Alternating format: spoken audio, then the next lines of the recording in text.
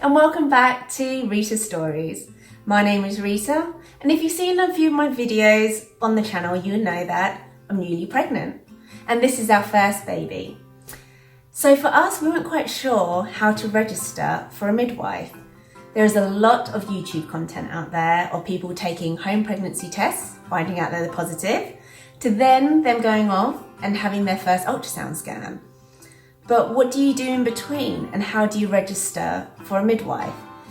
So in this video, I'm hoping to share with you the information that I found helpful and how you would register for your midwife. So essentially there's two routes you can take. The first being calling up your GP, making an appointment and letting them know of your pregnancy. The second route, and this is the route that we took, is filling out a maternity referral form. Now for us, we registered our pregnancy late on a Friday evening, and the last thing I wanted to do was call up the GP, be put on hold for 5, 10, maybe 15 minutes in some cases, before being put through to a receptionist and then getting an appointment with my GP. The whole process was going to just take too long, and I'm far too impatient to be waiting around for that. So instead, we stumbled across the maternity referral form. Now, I believe that every NHS trust has their own form or their own version of this form, but essentially the information that they require or that they request from you will be largely the same. So what I'm going to do is I'm going to insert a clip of me filling out the form, showing you the information that NHS requests from us, and then afterwards I'll bring you back into this video and tell you the next steps I took. So as you can see from my screen, this is the maternity self-referral form for the Mid and South East Essex. As I previously mentioned, probably the different NHS trusts will have their own version of the same form. So for this form, for my area at least, at the top you can highlight and select your hospital, the one that's closest to you. And then on the right hand side, you'd enter in your NHS number. Now you'd find your NHS number on any medical records, any repeat prescription scripts, or any hospital letters. Then in the next section, it asks for information from you. So you'll fill out your first name, your surname, your date of birth, contact details, including address, telephone number, email address. And then on the right hand side of this section, you've got your GP details.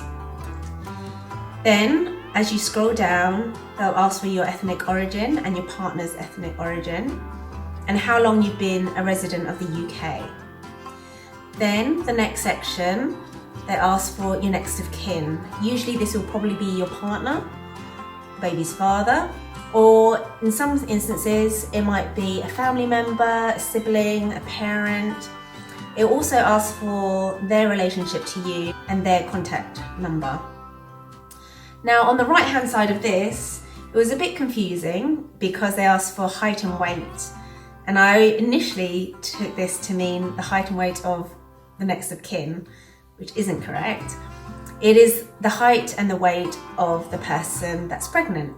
And for this, they'll probably calculate your BMI to find out if you are a high or a low risk pregnancy. The next section is all about the date of your last pregnancy, any previous pregnancies or miscarriages or terminations, anything specific that you want to flag regarding your pregnancy history, or any medical conditions. And then at the bottom of the form, they've given some advice on vitamins, any prenatals you should be taking. And then at the very bottom, you tick a box of T's and C's and confirming that you are having to choose the maternity care with whichever borough, whichever NHS trust. And then you just click on that submit button, and that's it. It's really very easy, and I found it very simple, and for us definitely the most efficient method of registering for our pregnancy. So after you've submitted your form, it's probably, at least in our case, 7 to 8 days, just about over a week, before a midwife reaches out and contacts you. Now, this isn't a organised telephone call, at least it wasn't in our situation. Our midwife just called us up out of the blue. And in this call, she goes into detail of your medical history, your partner's medical history, your family's medical history, and they go into a lot of detail. And it really helps to be prepared for some of the questions that they ask you. For me, I was definitely not prepared. There's a lot of questions specific to my family's medical history that I wasn't 100% sure of. So in this next portion of the video, I'm going to go through what the booking appointment is and the types of questions that I asked, in hopes that it will prepare you for when your midwife contacts you and you have that same telephone call with them. So at your hospital appointment, you'll get a booklet similar to this, and this will contain all your maternity notes. And in this, it will have the questions that the midwife asked you in your booking appointment. So in this appointment, they will go through all your contact information again, just to make sure that they had it correct from the online referral form. They'll ask you things like your marital status, your employment status, if you have hearing, speech, sight, or mobility problems, what your religion is, where you were born, and your ethnic background. Also, they'll ask you the same of your partners. The next section is health, and in the health section, they'll ask if you've ever had any of the following. Now, I'm just going to pick out a few things. There'll be conditions such as anemia, asthma, chest problems, thyroid problems, diabetes, migraines, epilepsy, heart problems, high blood pressure.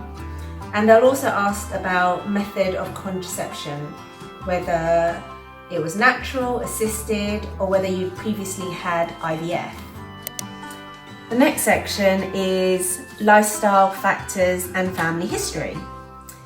For this, they'll ask you questions such as, are you taking folic acid? Are you taking vitamin D supplements?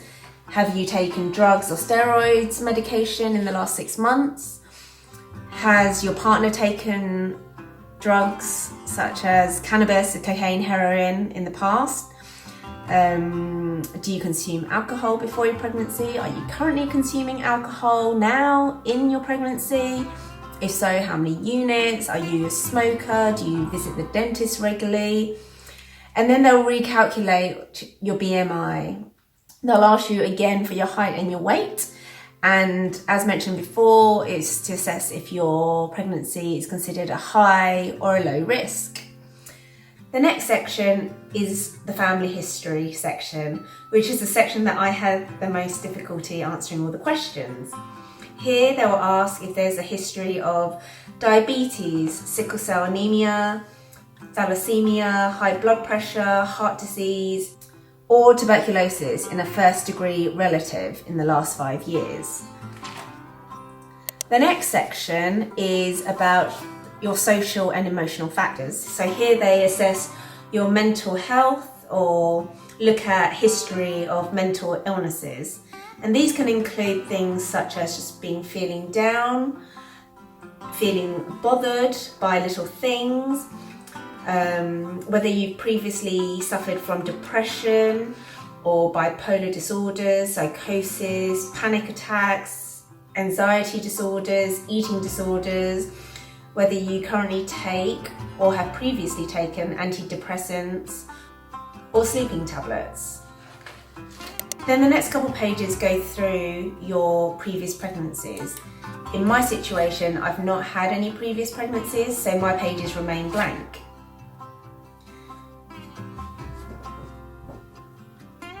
So those are all the questions that your midwife should be asking you in your booking appointment. I hope you found this video helpful and informative, but also I hope that you use this information to prepare before your booking appointment. For me, I could have definitely used the heads up. So if you like the video, please give me a thumbs up, give me a like, and make sure you subscribe for more content and more pregnancy updates. I'll see you in the next video. Bye guys!